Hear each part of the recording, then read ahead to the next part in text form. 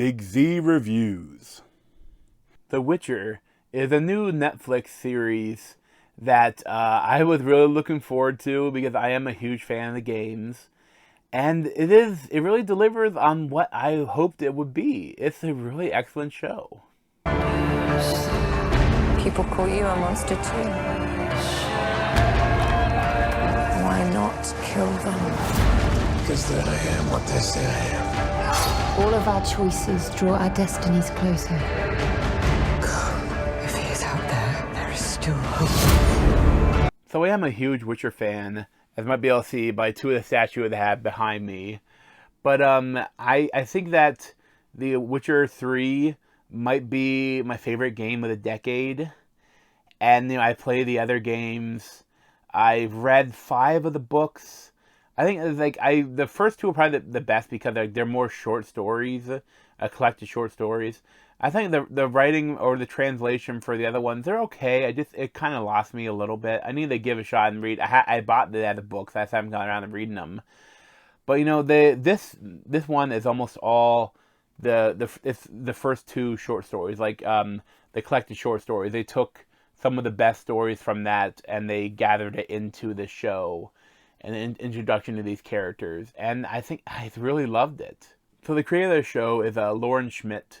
And the main actors is Henry Cavill as Geralt, the Witcher, Freya Allan as Ciri, the young Ciri, and Anya Chalotra as Yennefer.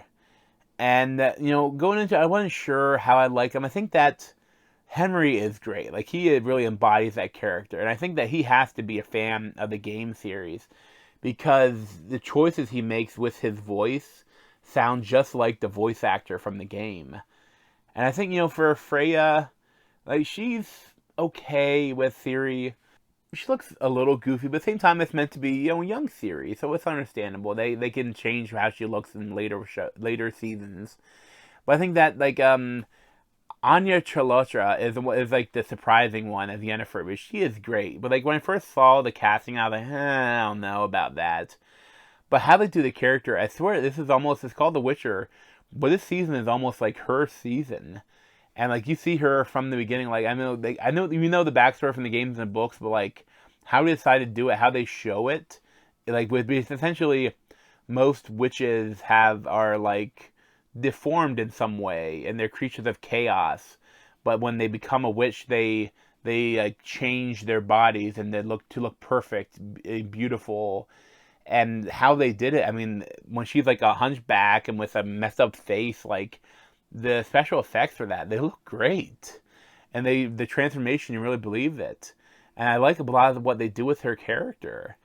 And I think that the biggest disappointment for the characters in this show is Anna Schafer as Triss. And Triss in this show, she appears she's the witch in one of the episodes in the beginning, and then she appears again towards the end when it's a big battle. But she's not a main character, but she's a main character in the video games. She's in the second one, she's kind of, Yennefer is not really around, and it's Triss. And and she's in Witcher 3, you kind of get a choice to whether to romance Triss or Yennefer. And I think I romanced Triss because as before I read the books, and Yennefer sometimes in the game was a little standoffish because of stuff that was going on. I liked her more after. I think if I replay it again, I might go with Yennefer instead. But they're both really well written, and the actors are great, and the how they portray them is great. But Triss, she is she has bright red hair, and she's Irish. Her character is obviously it's the fantasy world. I always kind of felt like she was kind of Irish. And this woman is Spanish, and they give her freckles kind of like Triss. But I don't like her. And she's supposed to be more bubbly and really funny and kind of joke. But I don't get her character from this portrayal of her. And I know in the book she's not as big of a character, especially in the beginning. But they should know that she's a huge character for the games, and everyone would want more from her. and that's probably the biggest disappointment of the show. But for what I did like about it, Henry Cavill, like he is great, but it's the action he's really good at too. Like the cinematography of the fighting, they keep a lot of it in camera. I mean, obviously some stuff they like speed up or they do a couple of camera tricks, but for most of it, it's not really shaky cam and it's in camera, and they're doing this like it's really well done.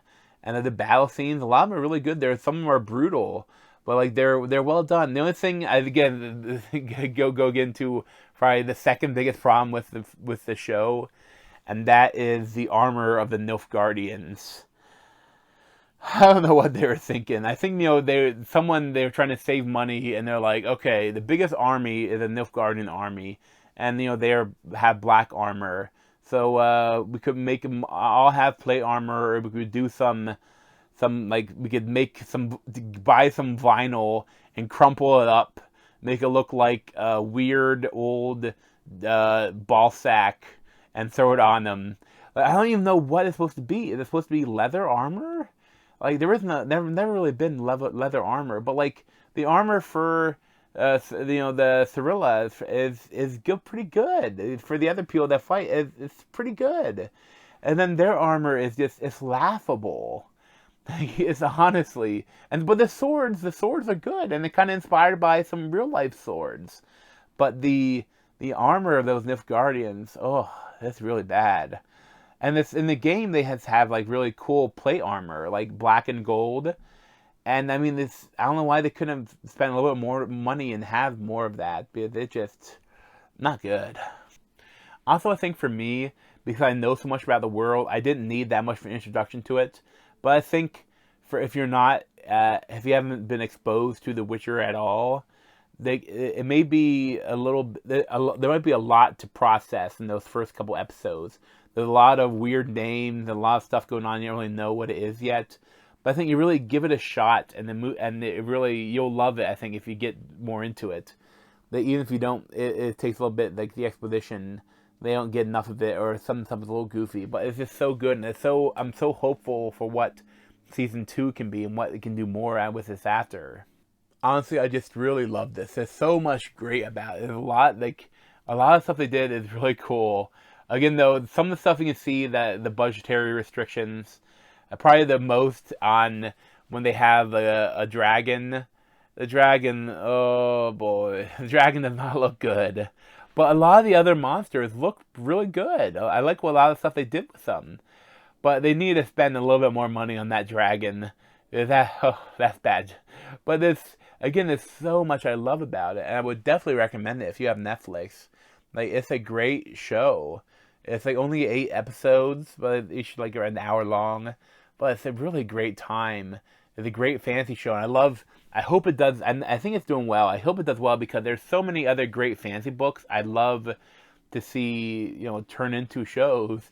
It's kind of funny, like one of my favorite authors is Mark Lawrence, and he was making a post like I'm starting to watch The Witcher. Hopefully it's good, because that increases my chance of getting one of my books as a show. But like he said, 3 of his trilogies are currently being optioned for stuff. But that's who usually nothing's gonna actually come from it.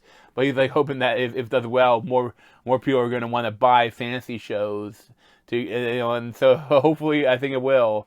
But it's really, I probably give like an 8.75 or 9 out of 10. It's flawed, but there's so much great about it, especially Henry Cavill and Anya Charlotte. They're amazing. I just wish that, they do this time thing with it, where like there's 3 different time frames. Because the Yennefer witches can live like hundreds of years, and witchers can have an extended life too. But they're mutants and have been changed by magic and potions.